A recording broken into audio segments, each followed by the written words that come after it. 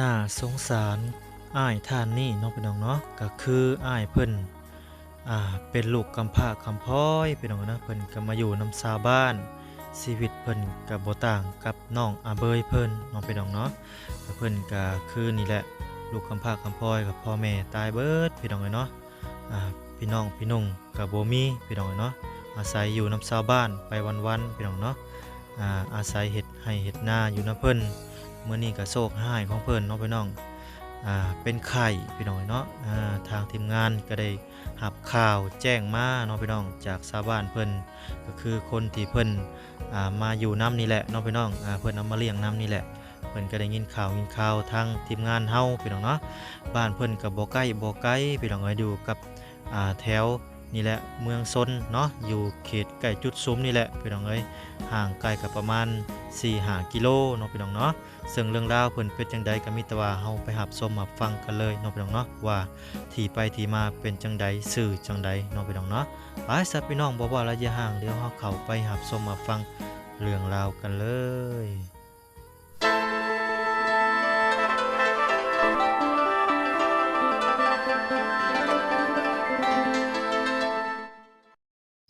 เนาะพี่น้องในที่สุดก็มาฮอดจอดถึงเป็นที่เรียบร้อยแล้วพี่น้องเนาะนี่แหละสถานที่บ่อนเพิ่นอยู่บ้านเพิ่นอยู่เนาะถ้าเรื่องราวเป็นจังใดน้องพี่น้องก็มีแต่ว่าเฮาไปรับชมรับฟังนำกันเลยน้องพี่น้องเรื่องราวเป็นจังใดไปพี่น้องเอ้ยทางทีมงานเนาะสบายดีบ่สัญญาสบายดีบ่พรพร้อมโดยโอ้ตัวพี่น้องเอ้ยไปเพราะว่าอะไรย้ายห่างพี่น้องเนาะเข้าไปหาเพิ่นเลยสบายดีสบายดีเด้อพี่ สบายดีพอพี่มานั่งน้ำกัน มานั่งนำกันพี่ลงมาลูกลงมาพี่ ลงมาเลย โอ้ขึ้นไปสูงเลยระวังตกเลยลูกโดยยับต่อกันอีกแน่ โดย เป็นได้เรื่องราวขอความช่วยเหลือเข้ามานะ อันผู้มาอยู่นำนี่ก็แต่ทมิตรหันก็พ่อแม่หันแต่ว่ามาเอาผัวอยู่บ้านข่อยนี่มาเอาผัวอยู่ปีคนมาเตนาซานแล้วก็ต่อไปกับแม่ก็โซ่แล้วก็ตายแม่ต่อมากับพ่อก็ตายอีกแต่ว่าไอ้น้องเข้าก็เสียหมดนะไอ้น้องกันทางพ่อค่ะอยู่ในบ้านนี่บ่ได้มีเลยแล้วมันก็ไปบ่จะอยู่บ้านนั่นนะไปหันไปหนีแล้วก็เลิกคอยก็เห็นแล้วก็เก็บไว้ว่าอยู่น้ำคอยนี่แหละว่ะคันว่าชิเมื่อบ้านกับบ่จักบอนเมือบ่จักบอนบ้านพอบ้านแม่นะบ่จักแล้วก็อยู่น้ำคอยนี่แหละว่ะ มาแต่ยังหน่อยบ่อยู่เพีย มาแต่ยังหน่อยแต่อายุ12 ปีมันมานะเลยพ่อแม่ก็ตายปะแล้วก็ต่อมาแล้วมาอยู่น้ำคอยแล้วก็ไปไทยบัดนี้ประมาณอายุ17-18นี่ไปไทยแล้วพอดีไปแล้วก็บ่ได้เงินนะบ่ได้พักให้คอยจักกีบก็บ่ได้พักของมีแต่ซื้อข้าวกินอยู่พุ่นกะแล้วถือข้าวโกงเท่าแกโกงมาแล้วก็คอยก็ว่าโอ้ยว่ะคันว่าบ่ได้แล้วก็มาว่ะพากันมาหอดอันมุกดาหารพอดีถือข้าวจับมันถือข้าวจับพอดี2 ทิศอยู่นะฮะมันมาตะพุ่นก็บ่มีเงินจักกีบส่งค่าคิงเสื้อค่าคิงแล้วมาตะพุ่นแล้วก็มาเฮือนคอยนี่แหละเฮือนคอยก็สวับมือหนึ่งนอนมือซองไปแบบนั้นนะในคนบ่อน่ะเนาะคนอยู่มึงมีพี่น้องมีพี่มีน้อง มีน้องมึง มาแต่โดนหรือ มี ว่า แม่ แต่ไทยฮะ มาติโดนแล้วจากทะเลปีอะไร4-5 ปีพอแล้วมาก็เลยก็อยู่ต่อไปนั่นแหละอยู่น้ำคอยนั่นแหละนั่นแหละอย่าว่าอยากให้พวกลูกหันซอยให้เบิ่งให้แย่งซอยมันบ่มีบอลอยู่คันว่ามีพี่มีน้องกับใครแน่คนละคนบ้านนาซาประมาณ30นั่นแหละ30นั่นแหละ30 ปี30 เราก็เป็นหนังสองหนังซื้ออยู่บ่ บ่เป็นหนังสือทำบ่ได้เข้าโรงเรียนทำมันว่าอยู่คนนั้นเข้าอยู่แต่บ่เข้าใจแม่พามาแล้วก็เลยแม่มานำแม่บัดนี้บ่ได้มีซ้ำ ก็คือขอความช่วยเหลือเนาะ ขอความช่วยเหลือนำลูกเอฟซีนั่นแหละให้ช่วยเป็นอะไรกันให้เบิ่งให้แย่งแต่ว่าอยู่นำคอยกับเบิ่งแย่งไปนานๆแหละคือแม่นี่ก็บ่ได้มีหยัง2 เฒ่านี่ก็บ่ได้มีหยังลูกหันไปไทยหมดมีแต่ลูกผู้ชายนั่นแหละอย่าให้เพิ่นซอยแต่ว่าคันว่าลูกมาแต่ยันบ่ถือกันกับลูกนะ ลูกก็มีแต่ลูกผู้ชายเฮาก็คืออีต้นมัน เพิ่นหาบ่แม่นพี่น้องเนาะ เอ้ยน้องก็บ่มีแบบนั้นหั่นนะ เพิ่นท่านพี่น้องเจ้าบ่หรือบ่ ก็บ่แม่นพี่น้อง บ่แม่นพี่น้อง เจ้าเก็บมาซื่อ เก็บมาอยู่มาเลี้ยงนี่แหละมาเบิ่งมาแย่ง อืม แต่อยู่น้ำไผก็มันอยู่น้ำประมาณบางทีก็อาทิตย์2อาทิตย์บางทีก็เดือนนึงมันอยู่หลายบ้านเนาะมันอยู่ แต่ว่าได้มีไปสั่งมันสร้างผลงานอาหารกับมีอยู่แต่ว่าเขาบ่ให้บ่ได้มีไปสั่งก็อยู่น้ำแม่ก็คือว่าและแม่กับลูกหลายคน อืม จักสิเอาอิหยังแบ่งปันหันหน้ากับท่อนี่โสดว่า อืม ให้หน้าตากากับเศร้านี่ อ่า ถ้ามันแหละลูกเป็นอะไรก็ให้ลูกเบิ่งแยงซอยนั่นแหละ ๆแต่ว่าเวียกงานเพิ่นก็เฮ็ดนํอยู่เนาะ แม่นเพิ่นก็ ดำไห้ดำนา เวียกงานก็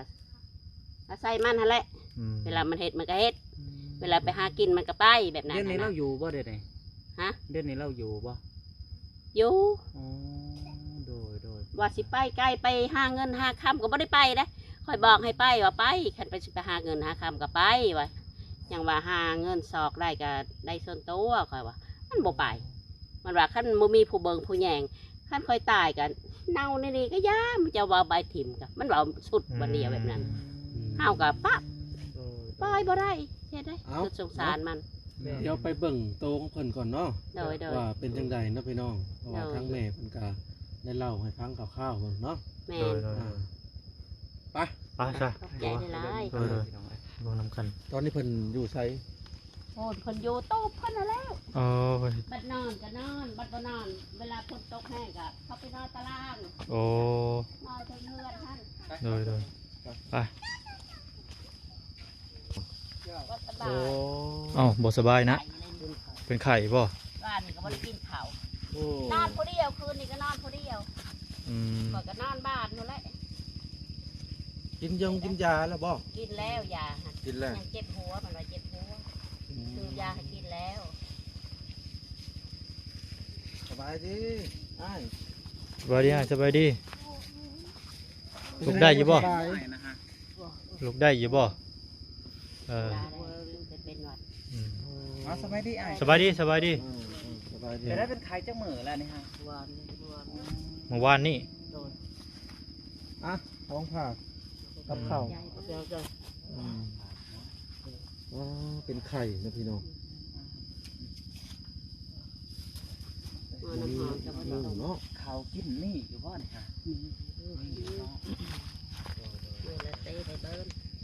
ดีแล้วเขากินอยู่ ไข้จักมื้อแล้วนี่ฮะ ก็เริ่มเป็นหวานนี่นะ เจ้าว่าไข่โยงหมดจังเนาะ เจ้าก้าง บ่ได้กลางมุง คือ บ่มีมุงเขา โอ้ยมึง มุงอันนั้นก็ขาดทิ่มเลย โอ้ เอาสิซื้อให้ก็บ่มีเงินจักลานจักอีสัก อืม เจ้าเป็นคนบ้านใดอ้ายเจ้า ปล่อยว่าสิบอกอย่างคนอยู่เหนือพุ่น คนอยู่เหนือ คนอยู่บ้านเกิดเมืองนอนแถวๆอยู่ห้วยชาน ห้วยซาน ห้วยชานบ้านเพื่องพุ่น ห้วยซานบ้านเพื่องเมืองพิน มือชิโปนสิ มือเซโปน เนาะ มือชิโป โอ้ น ห้วยซานเมืองเพื่องบ้านเมืองเพื่องเนาะ อืม เมืองเซโปนพี่น้อง เออ ที่แสดงลาวเวียดพุ่น โอ้โอ้โอ้ ธรรมดาแล้วแถวนั้น โดย อย่าเยอะลูกอย่าเยอะ อืม แล้วมาอยู่จักปีอยู่พี่หันอาย โอ้ทำปัญญาอยู่พี่อยู่พี่เลย อืม ก็คือมาน้ำพ่อแม่ฉันบ่ แล้วแม่เอาพัวอยู่บ้านนะเดี๋ยวมาอยู่น้ำดาว อ๋อแม่มาพัวอยู่บ้านนี่ อืม อ๋อ จะ อ๋อ แม่เชียร์แล้วก็อยู่ไปทั่วทิพย์ทั่วเดนนะ เออ คำใส่นอนทันไปเลย เมื่อมีพี่น้องเมื่อเจ้า บ่มีพี่น้อง โอ้ยพี่น้อง แต่ว่าพี่น้องอยู่ทั้งบ้านได้สาบ่มีบ่ บ่มีพี่น้อง โบจักเลย บ่จัก อันว่าบีกอะพี่น้องท่านั้นก็บ่ฮู้จักว่าใหญ่จักว่ายังแหละ เขาก็สิคิด แล้ว แบบ มาแต่ นั้น ยัง ตัว น้ เนาะ อยๆเนาะ มาแต่น้อย ต้องมาแต่หน่อยเด้ ธรรมดาคันมีเขาก็ถามหา อืม บ่จักว่าเอาพัวอยู่บ้านนั้นบ้านนี้สุดแล้วนะแม่น โด ล่ะ ยโดย สำหรับพี่น้องทางพ่อทางนี้หันก็ตายมาแล้ว โอ้ตายไปแล้วเนาะ อยุดเฮือนห้างนี่ค่ะ อืม มีบ่อนอาศัย แล้วก็พ่วงไปเนาะ พวง บ่ ไป มีบ่อนอาศัย ป่วงไปเลยๆเนาะ พวงไปเลย กินอยู่บ่อยาก ไปกับปักย่ายก็ได้ กินเด้อย่ าแม่นี่บ่สื่อให้ แม่นี่แหล้วซื้อให้บ่มีผู้ซื้อให้ ยาพา มี รา อย่างกับแม่นั่นแหละยาน เกวะ ยาดีไขวัดยาปิดยาสูบ อืม โดย ยาสิซักยาคันเราประเชากับแม่บ่เบิ่งก็จักไผสิเบิ่งลูกเอ้ อื ย มแม่นแล้ว ว่าสิซักยาเพิ่นว่า พังเบิ่งก้อนว่าเขาอดใดก็อดมันวันนั่นน่ะ อืม ก็บอกให้อดแม่บ่มีก็ติดหนี้ติดสินไว้นั่นน่ะนะ อืม อีกอย่างทั้งเบาสัญญาณคิดว่าเราก็เก่งใจบ่เจ้าแม่เราก็เก่งใจเพราะว่าอีกอย่างเราก็บ่มีพ่อบ่มีแม่แม่โดดแหละพี่น้องเอ้ยเราก็หวงไปแบบน้องเบ้ยหั่นแหละว่าพ่อ แม่นแม่น แม่น บ้านนี่แหละก็เลยเพิ่นมาอยู่นั่นนี่เฮาคิดว่าเราก็เก่งใจซุมเจ้าแน่ๆก็เลยว่าขนาดนั้นจักสิว่าก็ได้พี่น้องเอ้ยมาเห็นอะไรไปได้อ่ายอันหนังสังหนังซื้อก็เป็นอยู่บ่หนังสองหนังซื้อ บอกว่าเป็น บ่เป็นเลย ว่าเป็นแต่ว่ามันคิดไล่ก็มันเข้าใจแบบนั้นหั่น โอ้ ส่วนว่าไล่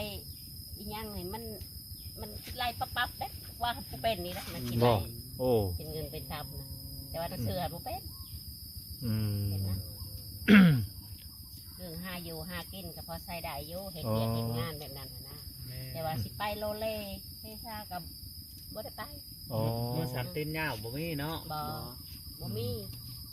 ประวัติแบบนั้นนะบ่มี อันว่าประวัติเป็นสันนี่ ได้อยู่นำ แม่เพิ่นคงบ่เก็บไว้เนาะ แม่นโอ้ เราบ่น้อยบ่พอ แม่นแม่นไปอยู่นำจักคนแหละนำครอบครัวกับคนอื่นน่ะ อยู่ซองกลัว สองครอบครัว ซองกลัวนี่ โอ้ครัวหลังนี้เนาะ คันบ่ได้อยู่นำช่องครอบครัวนี่ไปอยู่ไสอ้าย บ่จักเลยสิไปอายุใช่ ตามป่าตามไปนั่นสิแหละ ไป เนาะ ตามหาไปบริเวณเขตไปทั่วทิพย์ ไปทั่วทิศเนาะเขาได้สันกินไม่ได้เวลาบ่ได้มาหาช่องครอบครัว เขาเวลากินเราบ่ได้กินไป ไปเนาะ อยู่หลายตาเห็นบ่ ลูกเมียเคยมีบ่ลูกเมีย บ่ บ่มีเนาะ บ่เคยได้เอ้าแต่จักเทื่อเลย บ่ อืม สรุปว่าตั้งแต่เกิดเนาะอายุเพิ่นก็น่าจะ30กว่าปีเนาะเบิ่ง ได้ละ30ปลายเขาว่ามันว่า30 34ไปแล้ว 34ปี อืม เกิดปี584เกิด โอ้ เราจื้อเนาะ ปี1,000ก็ร้อยเท่าก็ 84 84ก็หลายปีแล้ว บ่แม่น40หรอบ่ น่า ตั้ง จะ ก็184 มันได้ประมาณชื่อว่า30ได้40ตามเบิ่งเนาะ ประมาณนั้นล่ะ เตียงนี่ก็แม่คือสงสารว่าเอาเตียงแม่นี่แหละว่าไปนอนพอได้นอน อ๋อ ว่าปูสาดนั่นแหละสินอนนี่เวลาช่างกินกระยานะบ่มีแนวกินนะเพิ่นน่ะ เพราะว่าอยู่เที่ยงแม่กับพี่น้องลูกเต่าเขาเจ้าหลายพี่น้องเอ้ยอีกอย่างเพิ่นก็เก็บมาแล้วเพิ่นก็จักสิเฮ็ดจังได๋ทั้งแม่เพิ่นก็เลยว่าเพิ่นยืนมือทั้งยูทูบเบอร์หรือว่าบอกทั้งสองเบาพรเบาหน่อยเบาลาเบาสัญญาพี่น้องให้มาเบิ่งนำกันพี่น้องเอ้ยก็คิดสงสารเรามาเห็นสภาพตัวจริงก็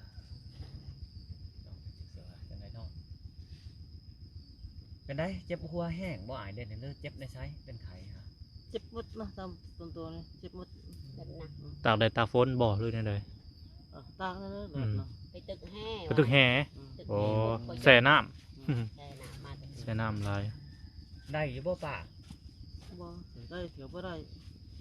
เวลาได้ก็ได้ไล่บ่อาย ได้อยู่ ตักหญ้าก็ได้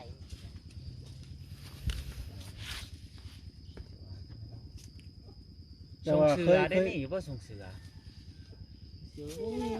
เดี๋ยวนี้แหละเอาเสือกันบางทีก็เก็บเอาอ่ะเครื่องลูกนั่นแหละเครื่องลูกตัวเก่าตัวยังกับบางที เพราะได้ให้ พา เพิ่น ให้ตัวละโต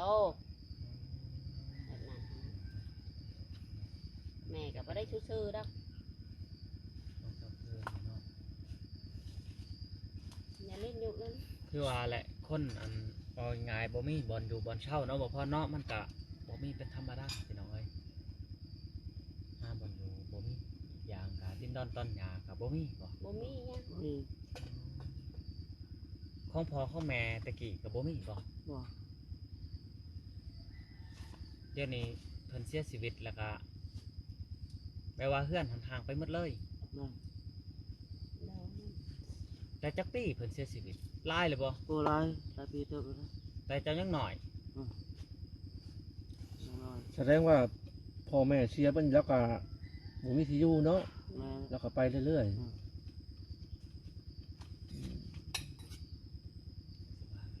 บางทีน้องก็จะขึ้นมาได้ สถานที่หรือว่าบ่อนอยู่ของเพิ่นพี่น้อง แม่เสียก่อน แม่เสียก่อนพ่อ พอเสียน้ำล้าง อืม เสี คล้ายๆแม่มาจากเมืองเซโปนฉันบ่แล้วมาอยู่ในครัวบ้านนี่เนาะ แม่น อืมมาสู่ผัวกระเสียเนาะ เสียเบัดซองเลยเนาะอ่า พ่อหันกับพ่อหน้าได้โมเมนต์พ่อเอง อ๋อ พอหน้า พ่อนะพ่อนะพ่อเองหันกับได้ มาน้ำแม่ว่า มา มา นะแม่แม่เอาผัวใหม่เด้ อ๋อ มานะแม่ลำเอาผัวใหม่ละแม่ก็มาตายอยู่พี่พ่อก็ตายน้ำกันอยู่พี่อีบอลเดียวนี่ ขอได้ ลูกต่อบ่ บ่ เออ บ่ได้ลูก โดย ได้ โด แม่ ย คันผู้เดียวมาน้ำแม่ แม่น หลังจากนั้นแหละอันแม่ก็ใต้พอก็ใต้แม่ก็พอบ่ได้ลูกต่อเลย บ่ได้เลย อืม แต่ว่าญาติพี่น้องอยู่ทั้งนั้นมีอยู่บ่ไง บุ้ยพี่น้อง บ่มีพี่น้อง ก็ เลย ทำงานมีก็ทำงานบุ้ยนะ เออ แสดงว่าเจ้าอะมีแต่เจ้าคนเดียวนี่ลูกแม่เจ้า อ่ะแม่ผู้เดียวนะบ่เห็นนะ อืม ชื่อเจ้าจังได้อายชื่อเจ้า ดอน ชื่อดอน สื่อดอน ไอดอนน้องเอ้ย อืม อายุประมาณ35-40นี่แหละเนาะบ่พอเนาะ พันก็180เท่าไหร่40แล้วนะ 40บ่ อืม บ่40ก็ซ้ำเก่านี่เนาะ อืม อืมแมน แต่ละมื้อแต่ละวันน่ะไปทางใดจะสมมุติว่าเจ้าบ่ได้ไข่บ่ได้หยัง ไปหากินหาอยู่ตะโลกตะฟ้าไปใช่ไหมล่ะ อืม ไปแล้ว ยาดำนากับดำช่อยเจ้านี่บ่ บ่มันบ่ได้ดำบางทีก็อาศัยมันไทยนา อ๋อไทยนา ไอ้หน้าไอ้ ไทยนาให้ แต่ว่ามันอยากดำกับแม่ยังให้บ่ให้มันดำคือที่ต้นมันหั่นแหละ โอ้ มันเมื่อยอะนะ โอ้ เพระ แสดงว่าเราบ่แข็งแรงปานใดเนาะ ดูนี่เลย ดำมันบ่ได้ดำคือที่ไทยนาให้ มื้อนี้คือสิบ่ได้ไทยแล้วเนาะมื้อนี้เนาะ อืมไข่แล้ว บ่สบาย พอเพิ่นได้ขาดนี่ขาดมาเสา สรุปแล้วก็เราบ่ได้อยู่นำซุมเจ้าอย่างจริงจังเนาะ บ่บ่ได้อยู่ คล้ายๆแบบเราอาศัยเทียงนาเจ้าอยู่แต่ก่อน ใช่ เนาะ แต่ว่าเที่ยงหน้าปีกายนี่เฮาอยู่พัดมันก็บ่ได้อยู่ได้นี่ไปนี่นอนหันนอนนี่ทีนี้เขาบ่ได้เอาไป อืม ของเอาหลาน2คนเลยเด้แม่เพิ่นฮักกะมาที่ไทยเด้ผู้นั้นค่ะบ่มีผู้ดำนาเลยดิแม่หันโทรบอกให้ลูกมาว่ะ อืม ลูกผู้ชายของวีผู้มาว่ะเป็นอะไรกับปีหน้าว่ะแม่เอ้ยว่าปีนี้เขาบ่ได้มาว่ะ อืม นั่นละจังว่าโอ้เป็นอะไรก็ให้คนลูกเลยสวย อืม อย่าลูกแม่มาแต่คนก็มีแต่ลูกผู้ชายอย่าบ่ถือกันจักสิไปอยู่ในไสว่ะแม่หันก็คือสงสารแบบนั้น เป็นได้ไอนะฮะ เจ็บมันนะ สิบกระติงกระโตป่ะ ปวดมาก ก็คือทั้งเฮ้านี่ก็พ่อใดมาถ่ายทอดหรือว่าให้พี่ๆน้องๆได้เบิ่งให้พ่อๆแม่ๆเนาะบ่พ่อเนาะ แม่น เฮากะขั้นเพิ่นสวยก็เฮากับพร้อมเป็นสะพานบุญก็ว่าแม่นเนาะบ่พ่อเนาะเฮากะสิลงไปลองเบิ่งก่อนแม่เอ้ย เป็นอะไรก็ขอให้พวกลูกให้เพิ่นเดินให้แน่ขอให้ได้ขอให้เขาเบิ่งให้แน่มีเหือนมีซานอยู่เด้มันอยู่ผู้เดียวนี่จะเฮ็ดได้แม่ก็จักแน่สิเฮ็ดจักแน่สิหายมันแม่ก็บ่มีอีหยังก็บ่มี อืม ลูก แต่ว่าเล่าเนี่ยยังว่ามีเสือเปลี่ยนในเนาะลำโตเนาะบ่พ่อเนาะ อืม คนอื่นแห้งแถบจะบ่มีเนาะแต่ว่าเล่าเนี่ยบ่มีพี่น้องเอ้ยบางทีก็เล่ามาอยู่น้ำแม่มากพ่ออาศัยอยู่ดำ ชั่วคราว ตั เนาะ วข้าวก็ว่าแม่ เราบ่ได้อยู่เลย เราบ่ได้อยู่ เรา เรื่อย คล้ายๆแบบย่ำแรงคือจุมเจ้านอนเฮือนบ่ นอนเฮือด แล้ว ยามนี้ก็นอนเฮือดคือกัน แล้วเราก็มาอาศัย อาศัยนี่แหละบางที ๆใช้ยาจะกินไอ ปะอยู่เทียง บางทีมันแดดมันก็อยู่ตูบนี้คันฝนตกเวลาฝนตกมันก็พบไปนอนอยู่พุ่น อืม นอนเตียงบางทีก็นอนเทิงบางทีก็นอนเตียงบางทีก็ไปลิน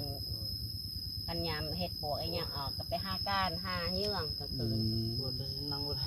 นั่งบ่ได้ นั่งบ่ได้เนาะ นอนไอ อ๋อบ่เป็นหยังเนาะ นอ ให้ นบ่ได้ ให้เพิ่นพักผ่อนซะเนาะ พรเนาะบ่พ่อเนาะ แม่น โดยให้เพิ่นพักผ่อนซะเอา น้องเอ้ยอย่างนั้นก็เฮาก็สิให้ไอดอลพรก่อน โดยเพิ่นบ่ไหวแล้วพี่น้องเนาะเป็นไข้แห้ง ใจ พี่น้อง เข้าใจ โดยขอบใจแม่มีแต่มื้อหน้ามื้อในสิมาเยี่ยมยามเพิ่นใหม่เนาะอืม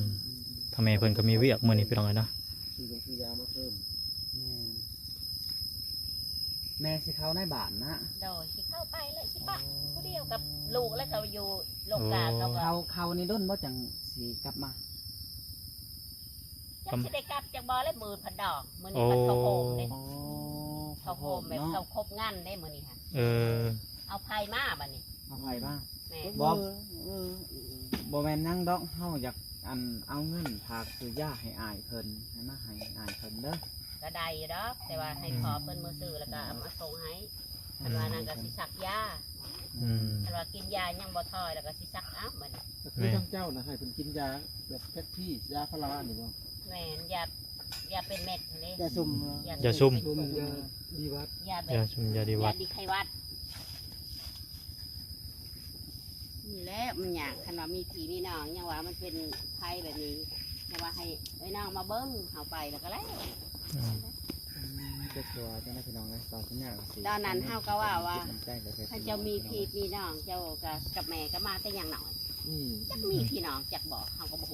ฮู้ว่าทางมึงอ่ะเฮ็ดได้ได้ก็อยู่เวลาแม่มันขึ้นแห้งบางทีเว้ามันก็มีไล่นี่ก็มีแต่นะ ว่าบ่ได้เนาะลิ้นกับปากมันพบกัน ว่าบ่ เนาะ ได้ได้เวลาอยากหายกับ อันนี้ก็คือทั้งแม่เพิ่นมาบอกนี่ก็แต่รุ่นแล้วได้บ่พรแต่ว่าบ่ได้นะ แม่นเห็นทั้งพ่อเพิ่นเห็นทั้งสามีของเพิ่นนะ ได้ยินอยู่ตอนนั้นได้ยินอยู่แต่คือแม่หันไปหาในบ้านก็หับโอ้หมดแล้วว่าไปหาเขาลบว่ะมันว่านั่นก็เข้าสิไปน้ำว่ะแต่ว่ายังเคิกเวียกเลยนะยังบ่วางเขาก็หับโอ้ว่าคือดีแล้วว่ามันบ่มีผีมีน้องมันมีแม่พ่อมีแม่ถ้าบ่มีพ่อมีแม่บ่มีผีมีน้องยังใครเนี่ยนะถูกว่าเนาะอันนี้ อันนี้ชาวบ้าน ลูก โอ้โห คำพ่ออย่างนี้ เนาะ แหละนี่ฮะ ลูกข้าวคำพ่อย คำพ่ออย่างนี้นะคำพายยังว่ามีพี่น้อง เออ อันนี้คำพลอยบ่ได้มี กำพลอยนี่บ่มีหยังเลยเนาะ บ่มีหยังเลย อืม เนาะทางชุมเฮาก็ บ่อยากรบกวนเพิ่นหลาย โดย แม่น ก็สิมีน้ำใจให้เพิ่นอยู่ ละเล็กละหน่อยเนาะ แต่เฮาอันให้เจ้าเด้ออ้ายแต่ว่าบ่ได้ให้เจ้าก็ว่าแม่นพี่น้องสิให้แม่เพิ่นซื้อยามาให้เด้อ แม่น เอ้าแม่ โดย โอ้ยขอบใจหลาย บ่น้อยก็น้ำเจละเล็กละหน่อยเนาะผู้เล็กผู้น้อยเติมกันไปหน่อยเนาะน้องว่าพร โดย คอยสักยาเนาะ ซื้อยา น่ะก็สิซักยา สักยา คันว่าพอเพิ่นเมื่อมาหาเอ้ยน้องแล้วก็ยังบ่เช้าแล้วก็สิเอาเพิ่นเมื่อ โดย มื้อซัก จั ยาง ได๋ก็สู้ๆเด้ออ้ายเด้อมื้อหน้าน้องสิมาใหม่เด้ออ้าย โดย แม่นพี่น้องเอ้ยเฮาก็บ่อยากรบกวนเพิ่นก็ได้เนาะบ่พอเนาะ โดย เอ้า ไปสบายดีเด้อโดยกลับก่อนสวัสดีพ่อ ให้ได้ให้อยู่คนให้ได้เป็นยังไง โดย โทษพี่น้องเอ้ยเฮาก็พ่อได้แต่ทายทอดให้ FC หรือว่าพ่อๆแม่ๆได้เบิ่งนี่แหละ โดย อันนี้ก็จะเป็น มือใดอีก น้องพี่น้องเรื่องราวของทางไอคอนเพิ่นก็สิประมาณนี้แหละพี่น้องเนาะเพราะว่าเพิ่นก็มาอยู่นำชาวบ้านเพิ่นเนาะ2หลังคาเฮือนแล้วเพิ่นอยู่พี่น้องเนาะมาดำไห้ดำนาซอยเพิ่นมาไถนาเนาะพี่น้องมื้อนี้ก็เพิ่นเป็นไข่พี่น้องเพิ่นเฮ็ดเวียกหนักหลายตากแดดตากฝนหาอยู่หากินเนาะพี่น้องเนาะเพิ่นก็เป็นลูกคำพ้อยพี่น้องบ่มีพี่บ่มีน้องพ่อแม่ก็ตายเบิดพี่น้องเนาะทางพ่อทางแม่ท่านนี่เพิ่นก็เก็บมาไว้มาเลี้ยงเนาะพี่น้องเนาะแล้วก็มาอาศัยอยู่น้ำแต่ว่าอยู่ได้บ่ดนเนาะพี่น้องเพราะว่าลูกเต้าเราของเพิ่นก็หลายอีกอย่างตอนนี้ลูกเพิ่นมาแต่ไทยเพิ่นว่าเนาะมาคือสิอยู่บ่ได้แหละในเที่ยงนี่ก็ได้อยู่น้ำบ้านน้ำเฮือนน้ำซองเพิ่นก็อยู่บ่ได้เนาะพี่น้องเพราะว่าเพิ่นก็อยู่หลายคนอาศัยกินน้ำเพิ่นนี่แหละเนาะพี่น้องทางแม่เพิ่นก็เริ่มบ่ไหวเนาะพี่น้องก็คือว่าเห็นทางยูทูบเบอร์เฮาเพิ่นก็อยากขอความช่วยเหลือเนาะพี่น้องเนาะเอาจังได๋ก็มีแต่ติดตาม EP ต่อไปพี่น้องเรื่องราวเป็นจังได๋บ่นั้นก็สิอัปเดตกับทีมงานต่อไปพี่น้องเนาะไปซะพี่น้องคลิปนี้ก็จบไว้เพียงเท่านี้ก่อนสำหรับคลิปนี้ขอกล่าวคำว่าสบายดีพี่น้องสบายดี